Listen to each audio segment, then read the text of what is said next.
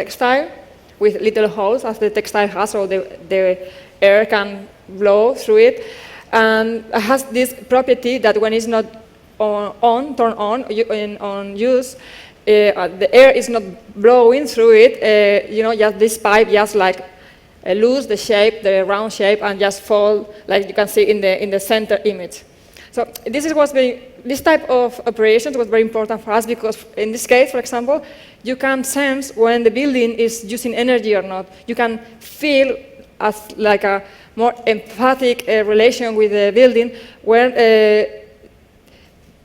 it's making an effort. So you can decide when to turn it on and off the air. Sometimes, at least in Spain, there's like half of the year, spring and autumn, where there's no heating, there's no calefacción, there's no necessary. It's just you can just open the window as this. Sometimes you forget it, and then you have all the air condition on and the window open at the same time. No? So in this case, for example, there was an exercise, an experiment of how to make a building like talk, express. Also, it was very important, as we were really into the economic crisis, to think about this detailing. So instead of using like expensive patents of big companies, we decided to put all the money in very cheap materials, but work with good artisans that could bring this wood into life. So the idea was like this, no? Very, there were like, how you say topos? I don't know. Well, Poplar trees. Poplar trees. And the idea was to use this very cheap material, but with this element. So the money was really going into the people, not into the man labor. Yeah, to the man labor. We thought that was important at this moment of the crisis, and at the same time, all these elements were really visible. So if the structure was really heavy on the existing building, made with concrete, with these heavy columns, we decided to use the opposite. All this la cosa, the thing, it was made on textile, and it was hanged as a puppet from the existing structure. So at the same time, they were always facing this difference. Also, these colors that were fluor color were chosen in order to show that, I mean, at the time where the sawmill was built, they didn't exist. So we were always playing with this kind of Street Fighter difference. This was the interior of this element, this hanging element. So there was a LED elements here on this side, so they could be programmed with, with the artists. They make art pieces inside this element also, but it's not just a stair, it's also like a small auditorium where people can have some kind of conversations and everything. This is at night. So you has an idea, for example, of how Media Lab work.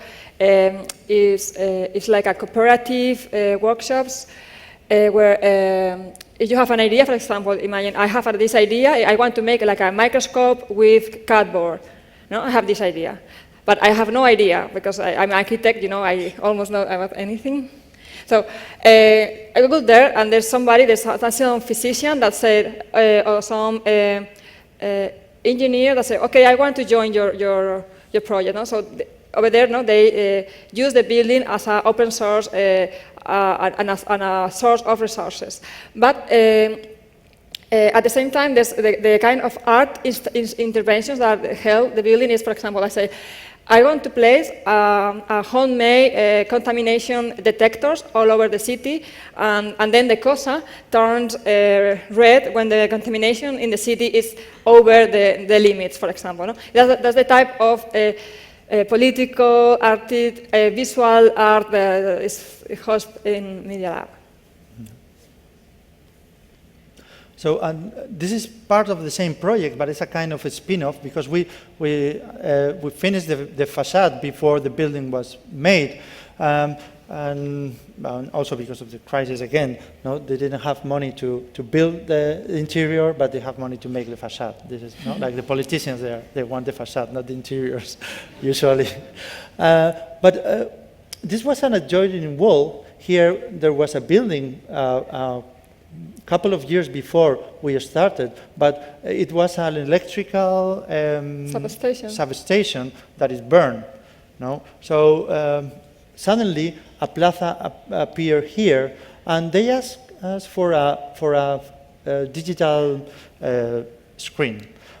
We decided not to make a screen or a TV just glued into the facade, but really to create a facade that was kind of laboratory for the cultural experience in the neighborhood.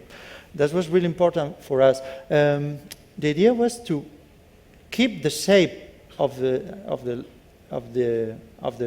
adjoining wall and to spread all the money we have here. No, we didn't have too much money, and so we decided to spread all the pixels. They were quite isolated, and we found that we could use this kind of technique. Aluminum cones that were attached. Maybe I can go to the next one.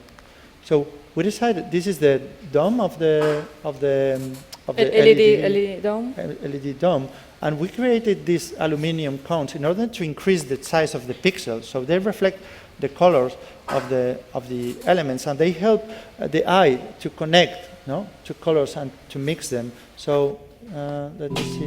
Yeah. So this is how it works. The sound is not necessary. Maybe we can, yeah, turn off the sound of the video.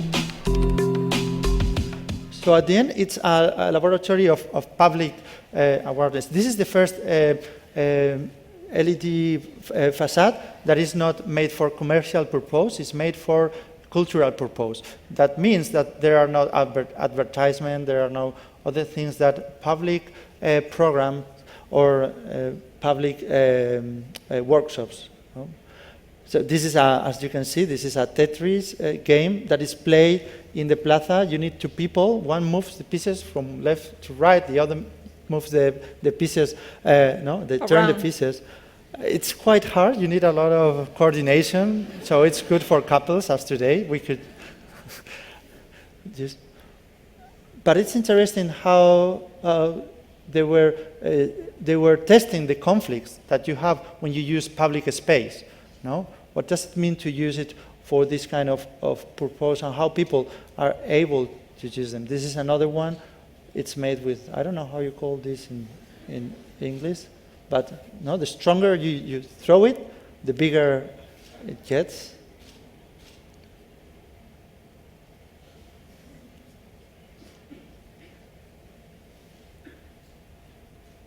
I love you, Lupita said. So, and this screen and this facade, digital facade, also works in the Media Lab institution as with open calls. So if you get into this web page of medialabprado.com, you can participate. If you know how to program, how to write code, maybe you're young, you know, we don't know. But you can join, and maybe your piece can be exhibit in this space and tested with this in the social interaction. Okay, this is another project we won last year. It's not built, it's still on process. It's the European contest, which is an European contest where all young architects below 40 years old can participate.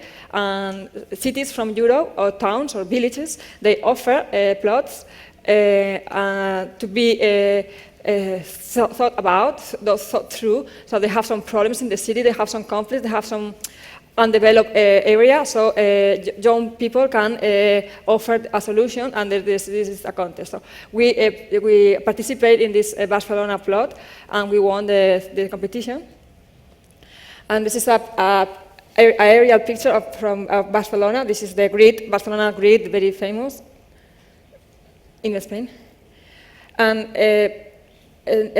going to south from Barcelona, disappeared this mountain, which is the Montjuic mountain. It's very important because from the city it's very visible. This is where all the 1928 exhibition with the Mies van der Rohe pavilion happened here. Also, all the Olympics games that were held here. They have this installation. Also, there are a couple of holes in this mountain because that's where Gaudí took all the stones to make all his famous architectural pieces. And he also has the cemetery of the city. You can see it on the right. I have my own. Ah, sorry. Yeah, it's green and red. Yeah.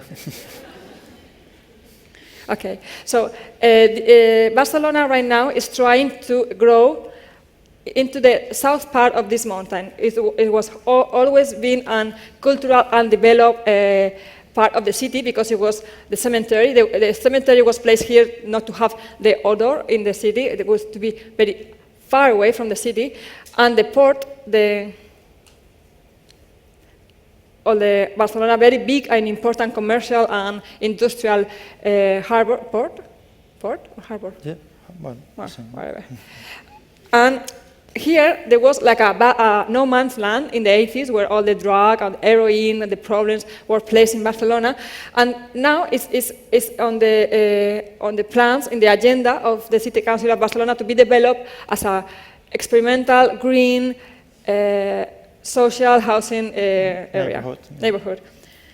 So this, and then we found this other picture, which is a plan, a very beautiful plan from the beginning of the 17th century, where you can see Barcelona before the grid is developed here, all the protecting wall around the city, the Montjuic mountain before it was even transformed. And all around you can see all this orchard and all the agricultural territories that were placed along this Llobregat River. And you can see here the sea, Mediterranean Sea. What we thought that was that really, when you are in a city, in the middle of a city, as Barcelona, Madrid, Bangkok, or wherever, you cannot understand how is the territory where the city is placed. Nowadays, we are really used to this kind of images because with Google Earth, every time you're looking for a restaurant, you're looking to go to this friend house, you take a look on the mobile, no, on Google Earth, and you can see the city, an image, the city around this territory, this landscape. But still, inside of the city, there's no clue of how this landscape is. But this is an idea of Ian Hart, this ecologist from the 60s, that the landscape that it was before the city was set still beats slowly, quietly behind the city. The landscape or the nature environment that was before still is waiting under this cement road, under this pavement, this hot dog shop. So this was an idea very exciting to us. So we tried to think about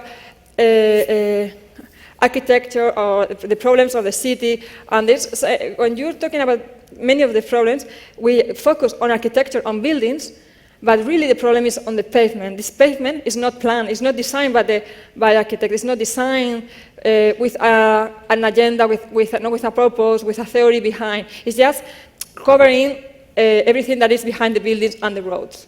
So we decided to take all this unclaimed pavement of the city as a part of this utopian proposal.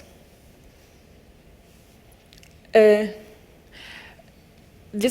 then we keep on going with this like very naive kind of strategy. Okay, if we take out all this pavement that is placed unclaimed on the city, we can maybe take this pavement and stack one on top of the other. No? So, and then maybe we can create this social housing public building as a very classical idea, no? From the beginning of the 20th century, to have like a high building made of piece of the city. So once we take out this kind of pavement from the city and stack all together, we can free some part of this nature to grow again on top. No? Yeah, the idea was to stock different plots, one on top of the other. So when you buy a house, you are not really buying a house, you are buying a plot. So you can hire your own architect to build your house, whatever you want. So this came with this, did end up in this idea of stocking land, where we define as the vast part. This is a very heavy structure. When you have all the facilities, you can plug your building on these floors. You have electricity, you have data, you have hot water. At the same time, it's free, for a new language, for a new strategy, all the inner space to be built. So we decided it could be built with wood, with wooden walls and wooden floor slabs. So it can be transformed with wood strategies. Everybody has an uncle that can transform wood and make something with wood. So you can have a house that can be transformed on time. So the idea was also about this concept of adaptability. So when we usually, this is a diagram that was made by Stewart Brand that is showing how the building layers change with time. No, so the structure doesn't change at all in the buildings. No, so that's the reason of the thick line, and then you can feel how it goes from the interior to from the exterior to the interior with different rate change. And sometimes it's strange because you have technical elements that last 15 years maybe, and then you have other materials that last more than those 15 years. So there is a kind of strange overlapping of temporalities. We decided to bring this kind of diagram. So we have a heavy structure that can last for a lot of years, but suddenly all the rest of the layers could be in the same timing. No, could last as the mechanical things. It could be easily transformed, adaptable. So it's not something fixed; it's something movable that can be easily transformed. Other idea that will happen again last. Another idea that lays behind this strategy is that when you make a building, you construct a building, there's an amount of energy invested on this action. So when you are transforming a building, you have to take into account that some part of this energy is going to be compromised, is going to be destroyed, erased, or preserved. So something that we wanted to achieve with this strategy was to hold together everything that can last, like it's not going to be transformed. So this energy is going to be traveled through time easily, and to very clearly place a part of this other part that can be transformed, because some parts of architecture need to be transformed. People need to transform architecture so they get attached to architecture, so they don't destroy it. So when a building cannot be transformed at all, maybe it can still keep on functioning. It's not like numerically, it's like a okay building. No? It's nothing wrong with it. We don't like it anymore. We think it's ugly. So there's something that is architecture has some felt part, very easy to transform. So in some way, his future has a better prospect.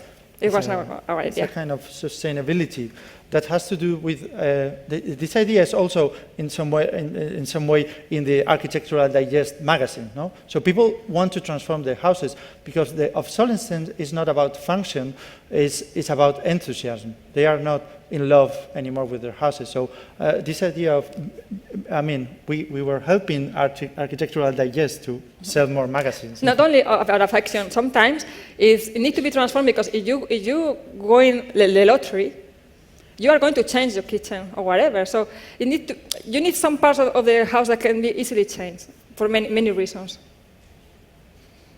So we keep on these ideas, and we try and we make this like an artist installation in the Shenzhen Biennale that was trying to develop this strategy that we have been researching on housing and on public building to be placed into workspaces. So this is the Shenzhen Biennale, it's in China. It was about city collage and adaptability also.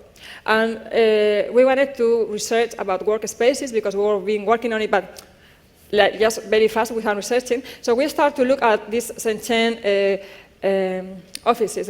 We went into the web pages of real estate. We wanted to rent some workspaces, offices, work areas. So we started to collecting images that were the way the city sells itself, how the city tried to attract the money, how with these images. It wasn't, was this one not one of the images? No. No, it doesn't work.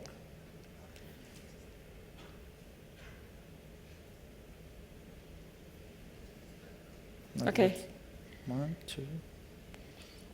So I start collecting thousands of these kind of images and trying to analyze it.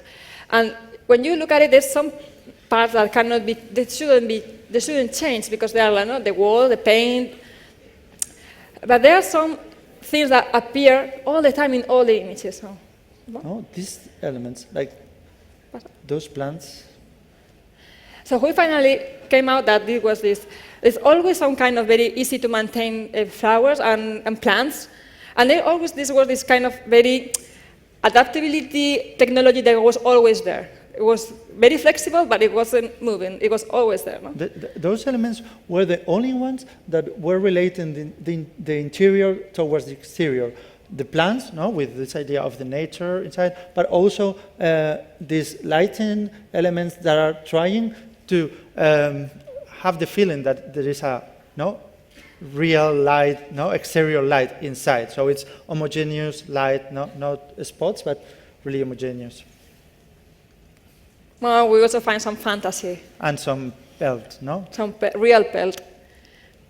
So we set up this installation about creating a workspace, like basically this is not a real one, it's like a research physical space, that is made only with those two elements. It's made only with the elements that change.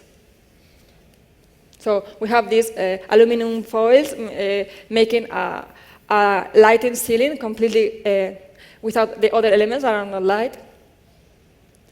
We have this environment created with plants, and we have the pelt, of course. So these all these plants were we were having the same purpose as the glass walls or the partitions. So the idea was at least to work with these elements, and also with this idea of the pelt, as a friend that was going to. Again, doesn't work. It's our fault, or it's. Are we, should it say? No. And after that, recently we are starting to work with this idea on real spaces, just to transform existing working space by neutralizing everything, but this plant wall, and keeping all this lighting, taking up all of the ceiling, but this lighting. No? So you can see them here, some examples. And this is the last project. This is the last project we're going to show. This is the Red Bull Music Academy. The Red Bull Music Academy is a world event that takes place every year in a different country, in a different city.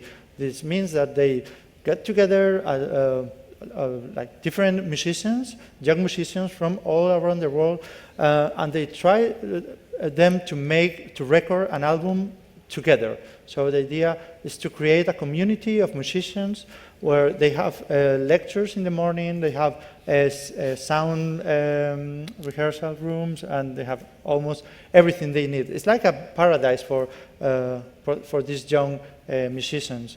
In 2011, this academy was supposed to take place in Tokyo, but as you know, in 2011, in March of 2011, it happened this disaster of the tsunami and then Fukushima, so they needed to move to another city. It was a big problem because this, for Red Bull, it takes almost a year and a half to build the Red Bull, the academy, and in this case they just have 5 months. So they made an open call to all the different countries to find someone that could make it. And well, the Spanish were very, very brave, and they said, we can make it in 5 months.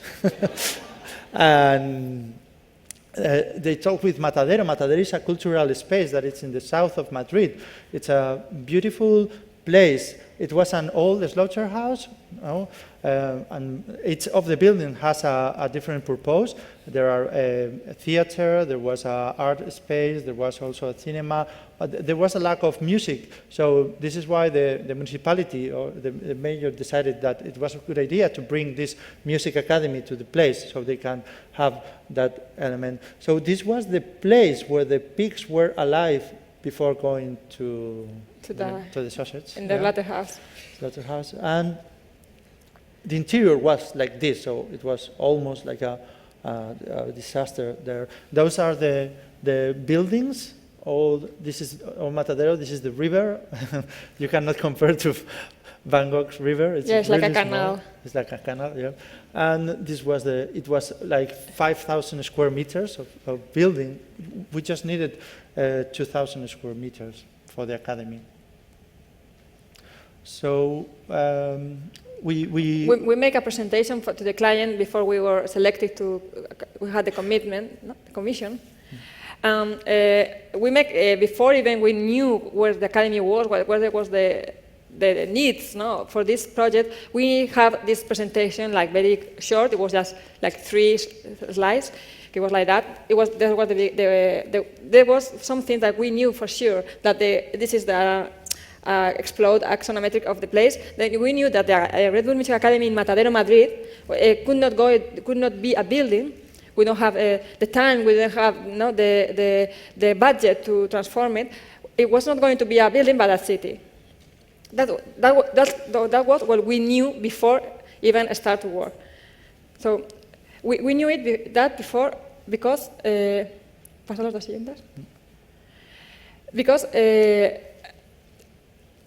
we have only like 9 weeks to build the 2,000 square meters of academy, and we knew that these big old machines that you need to climatize a space like that, like thousands of cubic meters of air, those big old machines cannot, it takes like 2 months to be built and transport and set in the place, so we couldn't use it. We knew that it had to be small spaces climatized independently. Yeah. So that came with this idea. Also because of the function of the elements, because maybe in this room you have like a rock band playing, so they are playing hard, and maybe in this room you have just one person making electronic music with a computer.